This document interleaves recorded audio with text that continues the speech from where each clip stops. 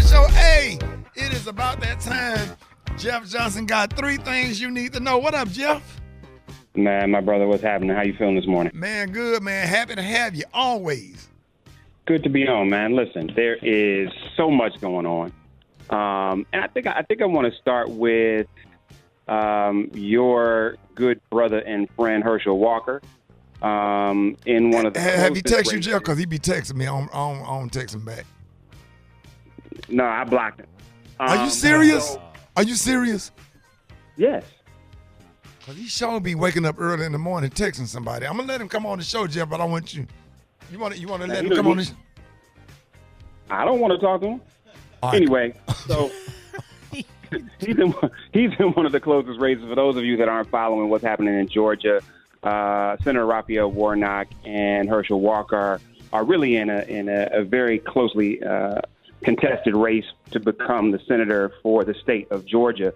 But Herschel Walker just got thrown a curveball, brother, as he was accused by a woman of paying for an abortion.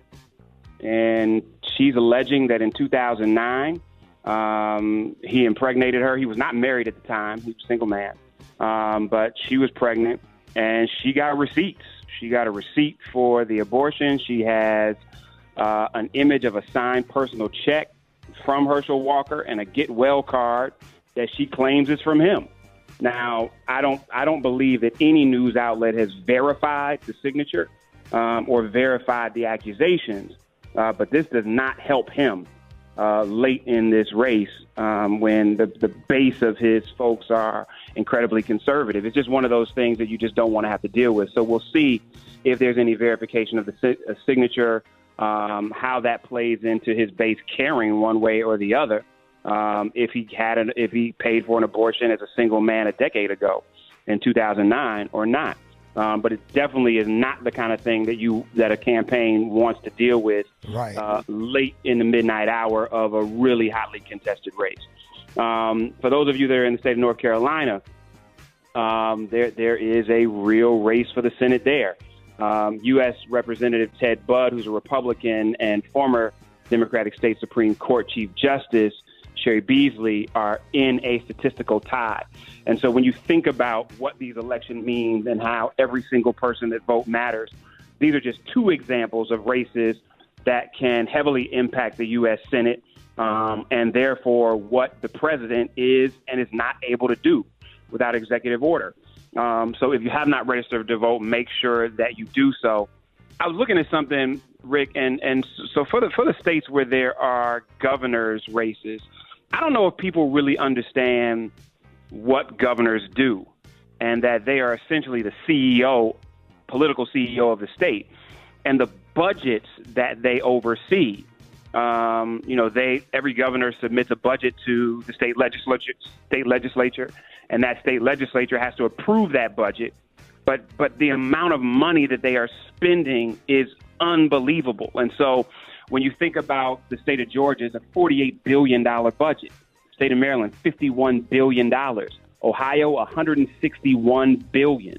New York, $220 billion. California, $286 billion, Rick.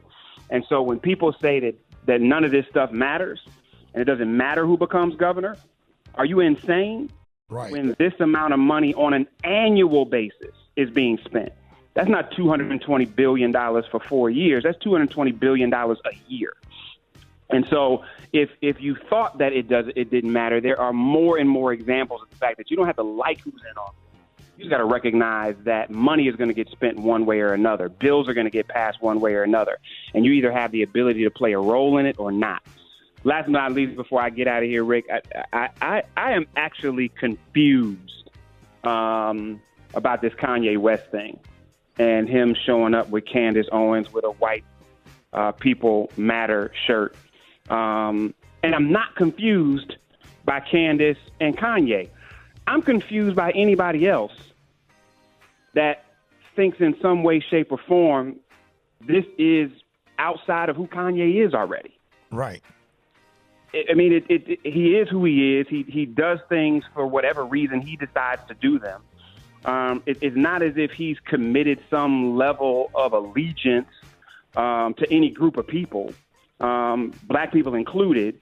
And so when he does these kind of things, as much as I'm a fan of his music, and as much as I would love for him to be a healthy, whole person, I don't rest any expectations on Kanye West's contribution to the culture, or for that matter, Kanye West damaging moves against the culture, because he's not committed to the culture. He's committed to Kanye.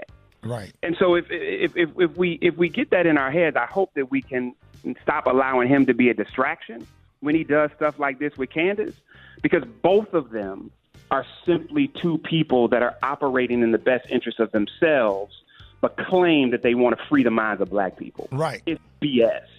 And we got to stop falling for it. Those are three things I got for you, brother. Y'all can hit me at Jeff's Nation on IG. Y'all have a fantastic Tuesday, brother, and I'll talk to you on Thursday.